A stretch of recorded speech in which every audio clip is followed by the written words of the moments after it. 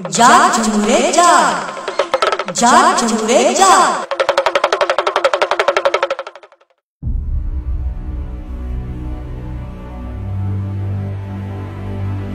Mallard,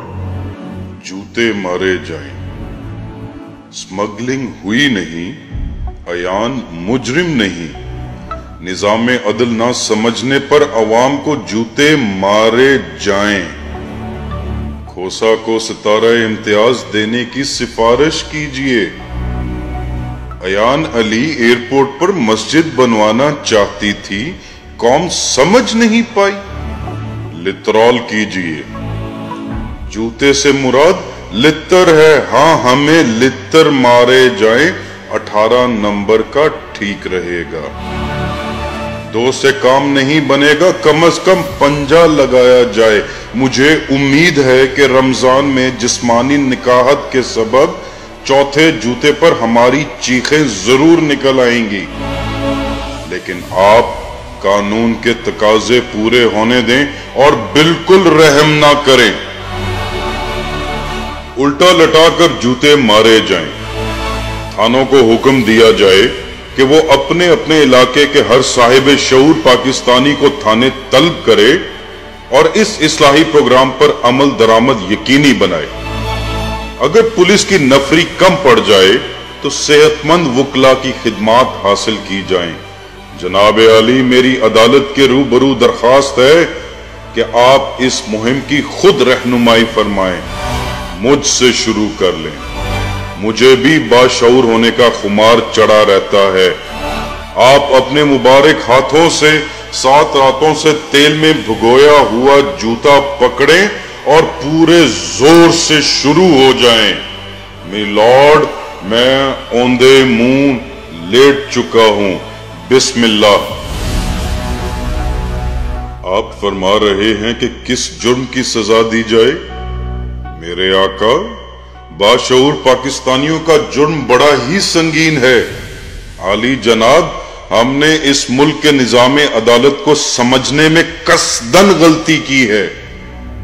ہم نے سمجھنا شروع کر دیا تھا کہ اگر ایک خاتون سے $5 لاکھ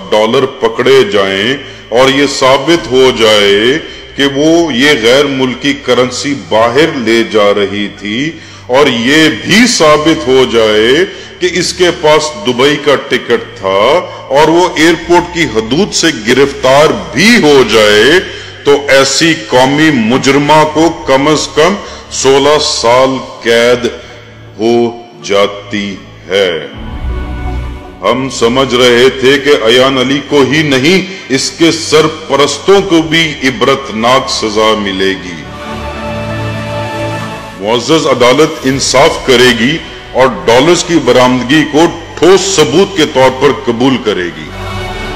لیکن ہم نے عدالت کے بارے میں غلط اندازے لگائے اور انصاف کی راہ میں ذہن و قلب کو گمراہ کیا، ہم نے غلط سوچا تھا،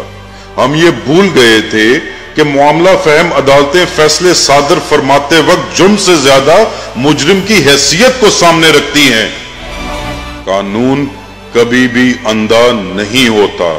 اگر کسی سکینہ بی بی سے $11,000 بھی برآمد ہو جاتے تو یقیناً اس کو سزا سنائی جا چکی ہوتی، بلکہ اس کے پورے خاندان کو عبرت کی علامت بنا دیا جاتا، قانون کھل کھلا کر سامنے آتا، ہمیں علم ہی نہیں تھا کہ ہائی پروفائل سمگلرز مجرم نہیں مہمان ہوتے ہیں، اور ان کے فیصلے معاشی، سماجی اور سیاسی نزاکتوں کو سامنے رکھ کر کیے جاتے، ہم کے اس ملک کے پیدائشی شہری ہیں، اس سسٹم کو اب تک کیوں نہیں سمجھ سکے، اس غفلت مجرمانہ پر ہمیں جوتے مارے جائیں، آپ نے ٹھیک فرمایا کہ کسٹمز حکام ثابت نہیں کر سکے کہ ایان علی واقعی یہ ڈالر سمگل کرنا چاہتی تھی، نہیں، ایان علی نے ایئرپورٹ پر مسجد تعمیر کروانی تھی، وہ نیک دل بی بی کہ شوبز جس کا بزنس اور ڈالر جس کا ایمان ہے وہ دبئی نہیں جا رہی تھی، اس کا بھائی دبئی جا رہا تھا، اسے وہ ڈالر دینا چاہتی تھی تاکہ وہ وہاں سے مسجد کا نقشہ بنوا کر لے آئے۔ ہم سمجھ نہیں سکے، ہم تو یہ بھی نہیں سمجھ سکے کہ آخر اس نے بھائی کو یہ ڈالر دینے کے لیے ایئرپورٹ کا ہی انتخاب کیوں کیا۔ ہماری ناسمجھی، کم عقلی اور عدالت کے بارے میں خوش گمانیوں پر مبنی رائے کی ہمیں سزا دی جائے۔ ہمیں تو یہ بھی عدالت سے پتا چلا کہ اسمگلنگ کی کوشش کرنا کوئی جرم نہیں ہے، اس لحاظ سے کسی ہوا زادی کے ساتھ دست درازی کی کوشش کرنا بھی کوئی جرم نہیں ہے، قتل کی کوشش بھی کوئی جرم نہیں ہے۔ وہ جہاز پر سوار ہو جاتی تو نکل جاتی، سوار ہونے سے پہلے پکڑی گئی تو جرم ہوا ہی نہیں، پھر سزا کیسی؟ ہم یہ سب کچھ کیوں نہیں سمجھ سکے؟ ہمارا یہی جرم ہے۔ علی جاہ لتر اٹھائیے اور اس خوش عقیدہ قوم کی اصلاح کیجیے۔ روزے اور نمازیں اس قوم کو شاید متقی نہ بنا سکیں، آپ ہی اس کو نیک بنا دیں۔ لترول کا حکم ہو میلارڈ۔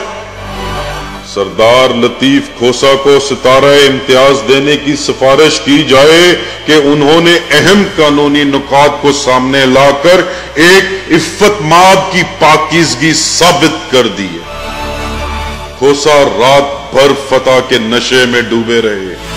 شاباش لینے کے لیے وہ دبئی بھی جائیں گے اور وہ جیت بھی گئے۔ مارا جانے والا گواہ مر گیا اور مر کر بھی ہار گیا، پوری قوم ہار گئی، پولیس جیت گئی، وکیل جیت گئے، جج جیت گئے، سیاست جیت گئی، جمہوریت جیت گئی، یہ نظام جیت گیا۔ قوم کو جوتے مارے جائیں تاکہ انصاف کے انوار کی پھوار چار سو پھیلے، ایوان ہائے عدل تبسم فرمائیں۔